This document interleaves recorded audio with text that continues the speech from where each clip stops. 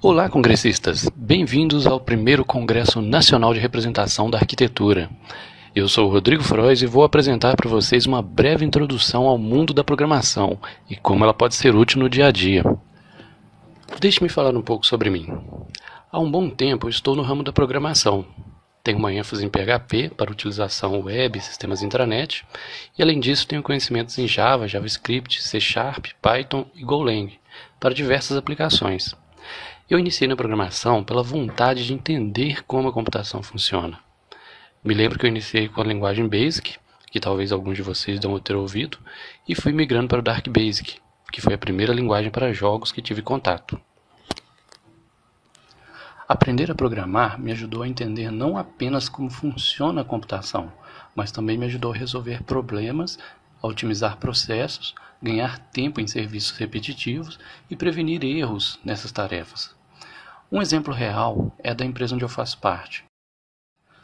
Quando eu cheguei lá, não havia um sistema de automação para gerir a empresa. Tudo funcionava em planilhas e papel. Quando eu entrei, eu tive a iniciativa própria de criar um programa. E da noite para o dia surgiu o primeiro programa personalizado da empresa. Eu não havia comentado com ninguém que eu estava desenvolvendo, e quando coloquei o sistema rodando na rede, foi aceitação imediata. Mas por que decidir criar se existem muitos programas que poderiam ser utilizados? Essa é uma boa pergunta, mas nos tempos de hoje nós devemos otimizar o nosso trabalho de uma forma bem produtiva, lógico. E o mais importante é poder criar as ferramentas adaptadas ao seu tipo de trabalho. Seria muito simples usar algo pronto, mas aí você tem que se adaptar ao programa. E quando você cria algo, você o coloca para trabalhar de acordo com o seu modo de trabalho. E é exatamente por isso que o programa deu certo. Não precisamos de treinamento específico, pois o programa se adaptou à forma de trabalho da equipe. E como programador, eu acredito que a melhor coisa é ver uma equipe trabalhando com uma ferramenta que de tão simples e funcional todos possam utilizar sem dificuldade nenhuma. Mas se você estiver pensando sobre programação e pensar o que ela tem a ver com arquitetura, então vem comigo que eu vou te mostrar o quão ligado podem estar essas duas áreas. Você deve estar bastante acostumado com os programas CAD, como o próprio AutoCAD, além de tantos outros que te ajudam na produção de seus projetos e apresentações. Vários softwares de modelagem 3D, como o SketchUp, ou aplicações BIM, como Revit ou ArchiCAD, outros tantos para criar imagens renderizadas fotorrealistas, outros para pós-produção, outros ainda para diagramar sua apresentação de projeto. São diversos softwares de planilhas, de edição de texto, enfim, nossa vida está cercada de ferramentas para nos auxiliar. São vários tipos que se interligam, mas você já pensou em desenvolver a ferramenta que precisa na hora que precisa? Ou, como alternativa, sair correndo para o Google, procurando aquele torrent ou crack para uma ferramenta que te custaria centenas de reais? Com a programação você não compra o martelo de ninguém, você faz o seu.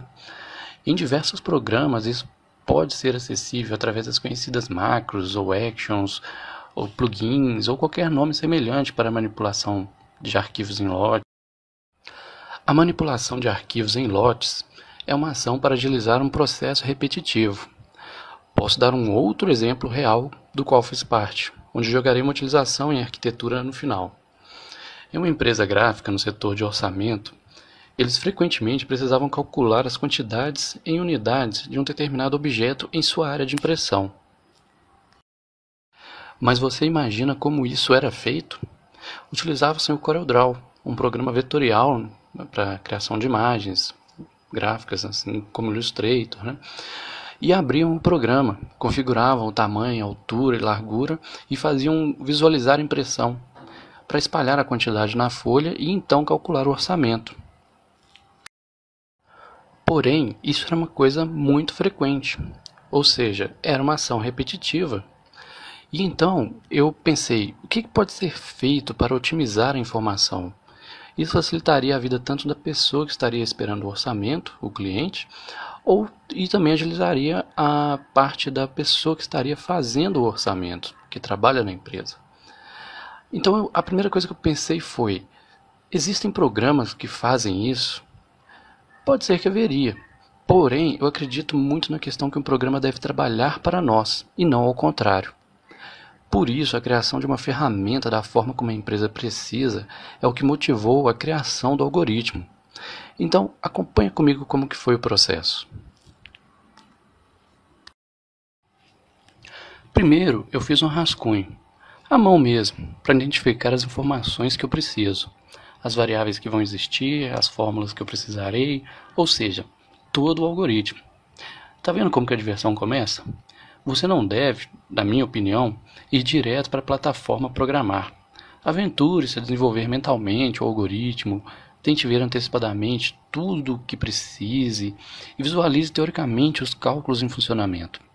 Isso pode te gerar um ganho de tempo resolvendo os problemas de desenvolvimento antecipadamente. Com toda a informação reunida, agora é a hora de desenvolver o programa. Você pode utilizar até o mais simples programa do próprio Windows, ou no caso do Linux, você pode utilizar um bloco de notas simples, comum, ou você pode utilizar uns programas mais específicos, como Notepad++, o Aptana Studio, NetBeans, ou uma ideia de sua preferência. Eu vou demonstrar neste exemplo uma programação em PHP. Super simples, não tem nada tão complexo, tão trabalhoso, é bem simples mesmo. E a mesma pode ser feita em qualquer linguagem, com a ideia de demonstrar a utilidade do desenvolvimento.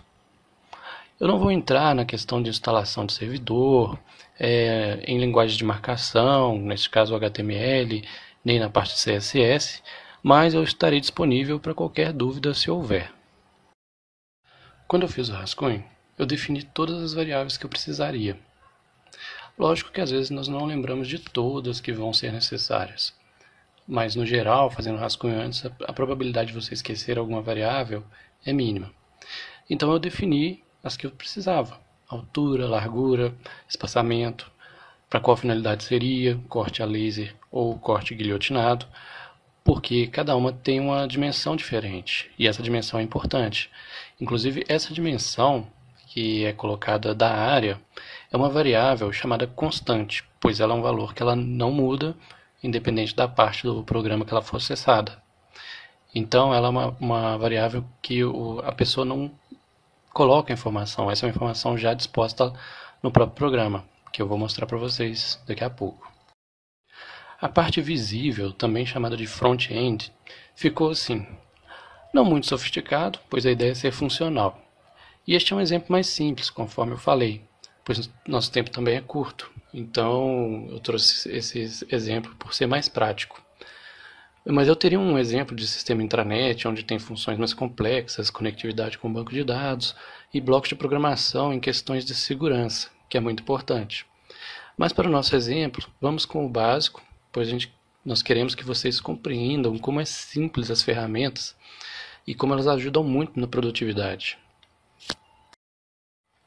Aqui é bem intuitivo. O colaborador da empresa já entende sem que tenha que explicar aonde irá cada informação, lembrando que foi desenvolvido de forma personalizada para atender a empresa, né?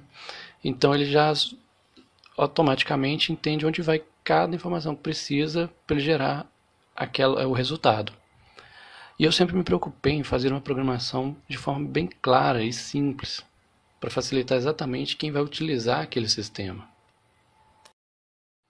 Já na parte do funcionamento interno, eu quero demonstrar para vocês a simplicidade de um código. Na nossa front-end, o HTML básico faz a marcação das nossas variáveis, como aqui você pode verificar, né, questões onde entra a altura, largura, as dimensões de espaçamento, tudo bem claro, bem visível nessa parte do front-end. E é a partir daqui que as informações serão processadas para dar o retorno ao colaborador. Mas voltando à tela inicial, vamos fazer uma prática. Vamos colocar a informação que precisamos de uma impressão do tamanho 5 por 5 centímetros e com espaçamento de uma imagem para outra de 3 milímetros, que é uma área de sangria. E que essa impressão terá o corte a laser, que são as etiquetas adesivas. E o corte a laser ele apenas faz um refile superficial, deixando o adesivo ainda na folha para ser destacado. Ao inserirmos a informação e clicarmos em calcular, nós iremos para a tela seguinte, onde eu programei para que o algoritmo fizesse o cálculo de quantas unidades caberiam e qual é o melhor formato de aproveitamento, ou seja, na vertical ou na horizontal, porque dependendo da disposição da folha, o aproveitamento é melhor. Nesse caso, este adesivo tem o mesmo aproveitamento, tanto na horizontal como na vertical. E eu deixei um debug abaixo da informação apenas para verificar se está tudo correndo bem. Eu vou explicar sobre ele mostrando o código-fonte. Aqui no código-fonte, vou falar de uma forma geral como as informações se comportam. Não irei esmiuçar tecnicamente todo o código, mas irei comentar sobre as funcionalidades. As primeiras variáveis são as definidas como constantes. São as dimensões pré-fixadas e a partir delas é que faremos o cálculo utilizando a altura e largura definida pelo usuário. As grandes maravilhas da programação são as funções da própria linguagem, que são de ótima utilidade. Uma delas é string replace, que estou marcando aqui no código para vocês verem, né? Ela pega o valor do usuário, que pode definir as medidas de números não inteiros, por exemplo, 4,8 centímetros, e desta informação ela retira a vírgula e transforma em ponto, para facilitar a operação. A variável pré-definida pelo PHP, responsável por coletar a informação, é a post. Sem ela, não teríamos como realizar o cálculo. Também defini, sem muita preocupação, com a nomenclatura, que a altura seria a variável A e a largura a variável B, e que o espaçamento seria a variável E. Mas vamos falar do cálculo. Dentro da fórmula, para a operação que eu quero comentar, é sobre a função round do PHP. Sabendo que os dados informados podem ser números inteiros ou não, a divisão da área retorna, na maioria das vezes, uma variável do tipo float, que é um número decimal. Com isso, utilizando a função round, ela arredonda o número decimal para cima, se após a vírgula for maior que 5, ou decrescerá um número se após a vírgula for menor que 5. Um exemplo, se a divisão resultasse em 3,8 centímetros, ele retornará 4, mas se resultasse 3,2 centímetros, o número apresentado seria 3. No caso deste simples programa, a função round se encaixa perfeitamente, mas é claro que existem outras formas para definir um resultado exato. Mas e como que eu fiz a definição do aproveitamento? Apenas frisando que cada programador encontra uma solução prática para sua dúvida. Não que o jeito que eu fiz seja a melhor solução, mas a programação é isso mesmo. São inúmeras fórmulas de se chegar a um resultado. E no meu caso eu fiz a comparação matemática do maior que.